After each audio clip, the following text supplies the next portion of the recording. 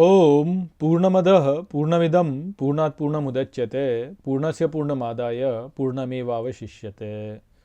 ओम शांति शांति शांति।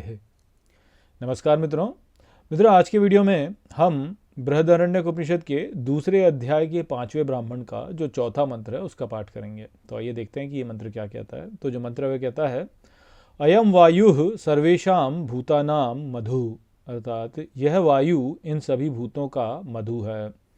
अस्य वायोः सर्वाणि भूतानि मधु, अर्थात इस वायु के लिए सभी भूत मधु हैं। यश्चायम अस्मिन् वायो तेजोमय अमृतमय पुरुषः, और जो इस वायु में तेजोमय अमृतमय पुरुष है। यश्चायम आध्यात्मम प्राणस तेजोमयो अमृतमय पुरुषः, अर्थात और जो इस अध्यात्म का प्राण तेजोमय अमृतमय पुरुष है। अयमेव स यो अयम आत्मा, अर्थात वह ही है जो यह आत्मा है। इदम अमृतम इदम ब्रह्म इदम सर्वम, अर्थात यह अमृत है, यह ब्रह्म है, यह सब कुछ है। तो यहाँ पे अब वायु और प्राण के बीच में बताया जा रहा है। तो जैसे हमें पहले भी बताया गया है कि पृथ्वी जो है वह शरीर से संबंधित है, जो अपसु है वह रेतस से संबंधित है, और फिर बोला कि अग्नि जो है वो वांग्मय है। तो अब यहाँ पे बोल रहे हैं कि जो वायु है वह क्या है, तो वह जो अध्यात्म में जो प्राण है उससे संबंधित है। और प्राण अध्यात्म जैसे कि हमने समझा क्या है कि वो हमारा शरीर या जो हम जो अनुभव करते हैं, जो हमारा क्षेत्र है वह है। तो बोला जा रहा है कि जो वायु है वो सभी भूतों के लिए मधु है, और सभी भूत इस वायु के लिए मधु हैं। और जो वायु में तेजो में अमृतमय पुरुष है, और जो अध्यात्म में अर्थात जीव के भीतर जो प्राण है वह वास्तव में एक ही है, जो कि आत्मा है, वह अमृत है, वह सब कुछ है और वह ब्रह्म है। तो ले दे के जो समझना है वो यही है कि प्राण और वायु जो है वो एक ही हैं, वो एक ही है। तो जो बाहरी संसार में जो वायु हमको दिखता है और जो हमारे शरीर में प्राण है उसका संबंध है। जैसे हमने समझा था कि जो पृथ्वी हमको बाहर दिखती है और जो हमारा शरीर है, जो अध्यात्म का शरीर है वह एक ही है। या जो अपसु बाहर दिखता है, और जो अपसु है और जो रेतस है वह एक ही है। तो अपसु से हमने क्या समझा था कि अपसु जो कि भावनात्मक, तो बाहर संसार में जो भी कुछ हम देखते हैं, आनंद जो देखते हैं वो सब, और जो रेतस है वह एक ही है। फिर हमने देखा कि बाहर जो अग्नि से जो हमको दिखता है और जो हमारे भीतर वाक है उसका संबंध है वास्तव में। तो जो संपूर्ण जगत हम अनुभव करते हैं वो वास्तव में अग्नि ही है, और वो अग्नि जो है वो जो अध्यात्म से जो वाक का संबंध है उस प्रकार से। तो उसी प्रकार से जो है वायु का और प्राण का संबंध है। तो देखिए आप अब देख लीजिए जीवन, हमारे जीवन में देख लीजिए आप कि जो भी हमारे भीतर जो शक्ति का जो स्रोत है वो कैसे आता है, तो वो वायु से ही आता है। जब हम वायु को अंदर लेते हैं बाहर लेते हैं, जब तक हम वायु को अंदर बाहर ले रहे हैं तब तक हमारे भीतर प्राण है।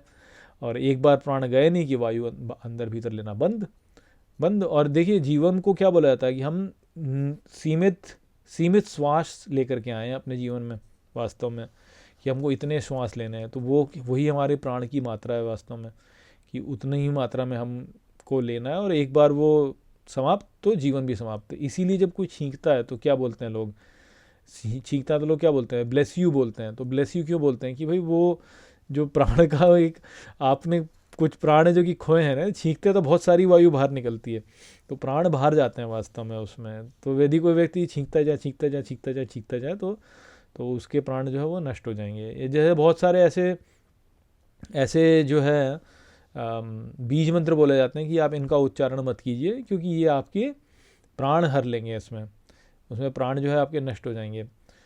तो उससे क्या संबंध में आता है कि जो वायु हम अंदर लेते हैं, जो बाहर निकालते हैं, अंदर लेते हैं बाहर निकालते हैं, तो वो उससे जो है हमारे प्राणों का संबंध है। और जितने हम श्वास लेंगे, जितने हम श्वास लेते जा रहे हैं, तो हमारा जो निर्धारित काल है हमारा जो, वो उसी अनुसार कम होता जा रहा है। प्रत्येक श्वास से जो हमारे प्राण क्षीण होते हैं, प्रत्येक श्वास से हमारे प्राण क्षीण होते हैं। अब इससे आप ये मत कीजिए कि भाई एक्सरसाइज करना बंद करते हैं, क्योंकि एक्सरसाइज करते हैं तो सांस बाहर निकलती हैं। तो ऐसा मत करिए, क्योंकि एक्सरसाइज करने से जो हमारा जो ब्रीदिंग रेट है वो कम होता है। तो मान लीजिए आपने एक्सरसाइज करने में 100 एक्स्ट्रा श्वास लिए, तो वो तो आपने करा, लेकिन आपका जो ब्रीदिंग रेट है, जो आपका बैठे बैठे जो सांस लेने की जो आपकी जो एक अंतराल है, वो आपका कम हो जाता है। तो यदि कोई व्यक्ति एक्सरसाइज करता है, तो एक्सरसाइज करने पे, व्यायाम करने पे मान लीजिए कि वो 5 सांस यदि लेता है किसी एक अंतराल में, तो वो व्यायाम करना यदि वो चालू करे तो वो 5 की बजाय 4 हो जाएगा। तो लिए देखिए ओवरऑल, यदि आप देखें ओवरऑल टाइम पीरियड में यदि आप देखें, तो व्यक्ति जो है उसका अंतराल बढ़ता है उसमें। हाँ ठीक है, जब जिस समय आप व्यायाम कर रहे हैं उस समय आप ज़्यादा सांसें ले रहे हैं, लेकिन आपकी जो सांस है, वो सांस लेने की जो जो जो जो समय आपको चाहिए, जितना चाहिए, वो धीमा हो जाता है। वो आपका जो टाइम में जो रेट है वो कम हो जाता है व्यक्ति का। तो इसलिए इसलिए ये मैं ये नहीं कह रहा हूँ आपको एक्सरसाइज ना करें, आप एक्सरसाइज कीजिए, व्यायाम कीजिए, भागिए, दौड़िए, वो सब कीजिए। उससे उल्टा और आपका जो बॉडी जो जितनी सांस लेती है, सांस लेने का इंटरवल कम होगा, तो आपका जीवन काल बढ़ेगा वास्तव में। परंतु सांस हमारे सीमित होते हैं, तो इसलिए ही तो ये बोलते हैं ना कि ज़्यादा आप चिंता मत कीजिए, क्योंकि चिंता करेंगे तो सांस बढ़ेगी आपकी। या ज़्यादा आप जो है क्रोध मत कीजिए, करते हैं तो सांस बढ़ती हैं। आप यदि आप शांत हो जाएं तो आपकी सांस का जो रेट है वो धीमा हो जाता है। या आप मान लीजिए कॉन्सेंट्रेशन में बैठ जाएं, आप यदि कॉन्सेंट्रेशन में बैठ गए, ध्यान लगाने बैठ जाएं, तो आपका जो श्वास का जो अंतराल होता है वो कम हो जाता है वास्तव में। तो वो हमारे प्राणों को और बढ़ाता है। इन सब क्रियाओं से हमारे प्राण और बढ़ते हैं वास्तव में। तो प्राण का इस प्रकार से स्वास्थ्य से हमारा संबंध है।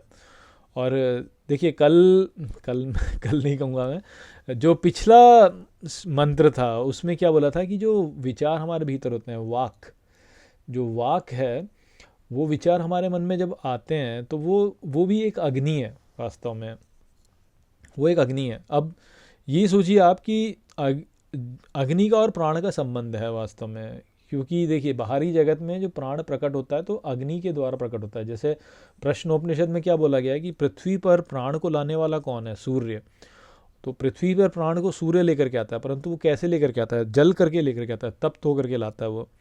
तो तो बेसिकली जब सूरज में अग्नि उत्पन्न होती है तो उससे जो है वह प्राणों का प्रसार करता है, और वो प्राणों का प्रसार होता है पृथ्वी पर। तो ठीक इसी प्रकार से कहीं पर भी यदि आप अग्नि प्रज्वलित करते हैं तो वहाँ पे अग्नि प्रज्वलित करने से वहाँ पे प्राण में वृद्धि हो जाएगी, प्राण में वृद्धि हो जाती है वहाँ पे। और ठीक इसी प्रकार से जब आप अग्नि प्रज्वलित करते हैं और वहाँ पे आप वायु ना रखें तो अग्नि बुझ जाएगी। अग्नि को जलाने के लिए आपको वायु वहाँ डालनी पड़ेगी। तो प्राण जो है वो वास्तव में अग्नि को बढ़ाता है। प्राण जो है वो अग्नि को बढ़ाता है वास्तव में। तो जिसमें अधिक प्राण होगा, जिसके शरीर में प्राण अधिक होगा, उसकी उसकी जो है अग्नि भी अधिक होगी, वो ज़्यादा भोजन करेगा। इसीलिए जैसे जैसे लोग बूढ़े होते जाते हैं वैसे वैसे उनका भोजन कम होता चला जाता है। और जो युवावस्था में जो लोग होते हैं उनकी अग्नि अधिक होती है, तो वो भोजन भी अधिक करते हैं और उनका प्राण भी अधिक होते हैं। और जैसे जैसे वो बूढ़े होते चले जाते हैं उनकी अग्नि धीमी होती चली जाती है, उनके प्राण भी क्षीण होते चले जाते हैं। तो अग्नि का और प्राण का संबंध है। और आप ये देखेंगे कि जब हम प्राणायाम करते हैं तो प्राणायाम करने में विचार रुक जाते हैं। आपने मान लीजिए रेचक कर दिया, रेचक लगा दिया, या आपने कुंभक लगा दिया, आपने सांस बाहर निकाल दी या आपने सांस अंदर रोक ली, तो आपके विचार नहीं उत्पन्न होते। आप करके देख लीजिए, होगा ये। आपको यदि अपने विचार, आपके विचार बहुत हो रहे हैं आप में और खूब सारे विचार आ रहे हैं और आप विचारों को रोकना चाहते हैं, तो विचारों को रोकने का बहुत अच्छा उपाय है, सांस रोक लीजिए। बस सांस रोक लेंगे तो विचार भी रुक जाएगा। जैसे कहते हैं ना, जब क्रोध आए तो क्या करो? गहरी सांसें लो। तो ऐसा क्यों करने को कहते हैं? तो उससे होता यही है कि जो अग्नि, जो मन में जो विचार उत्पन्न हो रहे हैं उनको रोकना है। तो प्राणों को कंट्रोल करेंगे तो विचार भी कंट्रोल हो जाएंगे वास्तव में। तो प्राणों को कंट्रोल करेंगे तो विचार भी कंट्रोल हो जाएंगे। ऐसे करके बोलते हैं कि आपका क्रोध जो नियंत्रण में आता है। क्यों आता है? क्योंकि आपने प्राण को अपने को नियंत्रित कर रहे हो। तो वो प्राण को नियंत्रित कैसे कर रहे हो? वाक को नियंत्रित कर रहे हो। प्राण को नियंत्रित करके वाक नियंत्रित हो रहा है, अर्थात अग्नि नियंत्रित हो रही है। तो देखा आप किस प्रकार से संबंध है इनके बीच में।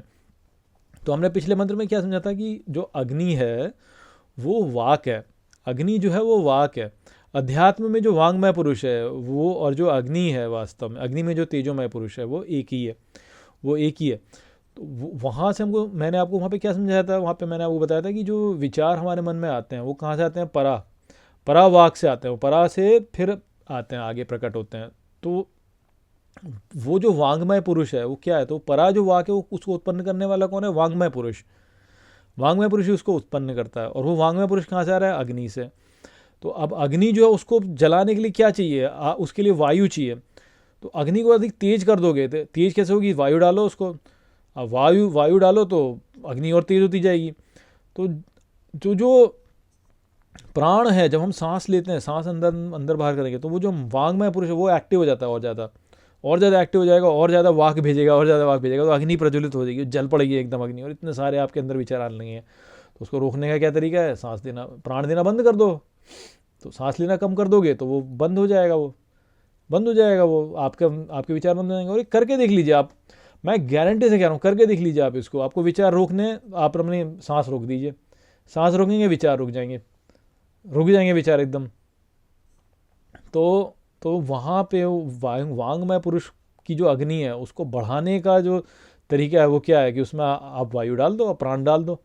और उसको कम करने का क्या तरीका है कि मत डालो वायु उसमें। ठीक जैसे बाहरी संसार में हमको अग्नि यदि प्रज्वलित करनी तो उसमें आप हवा डालो उसको। जैसे हम जब चूल्हे में, हमारी दादी और ये जब चूल्हा जलाया करते थे, तो वो जब उसकी अग्नि प्रज्वलित करने के लिए फूंक मारते थे उसमें, थोड़ा सा आप उसको चिंगारी दो और फिर फूंक मारो तो अग्नि प्रज्वलित हो जाएगी उसकी।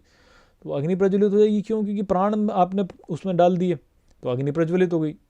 तो और ठीक इसी प्रकार से हमारे मन में जो है, जब वांग्मय पुरुष जो है उसको यदि आपको और आग देनी है तो खूब प्राण लो। अब देखिए, जब आपके व्यक्ति को क्रोध आता है तो क्या होता है? सांस बढ़ने लगती है। तो वांग्मय पुरुष, वो अंदर की अग्नि जो है वो बढ़ रही है, वो बढ़ रही है वास्तव में। तो वांग्मय पुरुष जो है वो सुपर एक्टिव हो जाता है।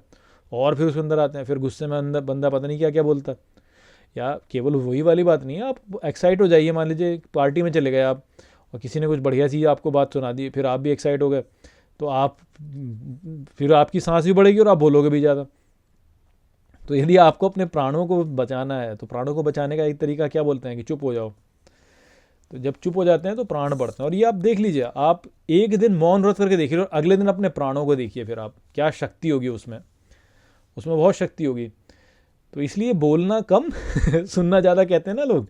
तो वो क्या है? वो शक्ति को बचाना है, वो प्राणों को बढ़ाना है। आप कम बोलेंगे तो आपके प्राण बढ़ते चले जाएंगे। क्यों? क्योंकि वो अग्नि जो है आप उसको कर देंगे, आप उसको कंट्रोल कर लेंगे वास्तव में। तो आपके जो प्राण हैं वह संरक्षित रहेंगे, वो वेस्ट नहीं होंगे। तो इस प्रकार से जो है वायु का जो है हमारे प्राणों से जो संबंध है वो इस प्रकार से यहाँ पे समझ में हमको आता है कि वायु जो है वो, और जो प्राण का जो तेजोमय अमृतमय पुरुष है वो वास्तव में एक ही है। वह आत्मा है, वह अमृत है, वह ब्रह्म है।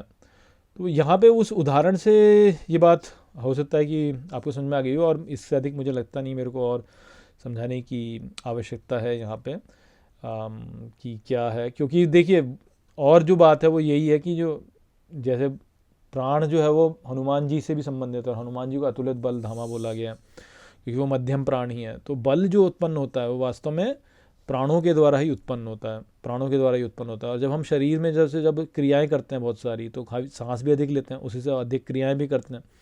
तो प्राणों का उपयोग हो रहा है, प्राणों का ह्रास भी हो रहा है वास्तव में। तो प्राणों का इस प्रकार से वायु से संबंध है। इस प्रकार से ही जो है वो हमारी भावनाओं से भी उसका संबंध है। इसी प्रकार से हम प्राणायाम से जो है हम अपने मन को शांत कर सकते हैं। इसी प्रकार से जो है हमको वाक से इसका संबंध समझ में आता है। तो ये सारे संबंध यहाँ पे इस प्रकार से हमको समझ में आते हैं। तो वही संदेश था यहाँ पे। आशा करता हूँ कि ये मंत्र आपको ठीक तरह से समझ में आ गया होगा। चलिए इसी के साथ इस वीडियो को यहीं पे समाप्त करते हैं। नमस्ते।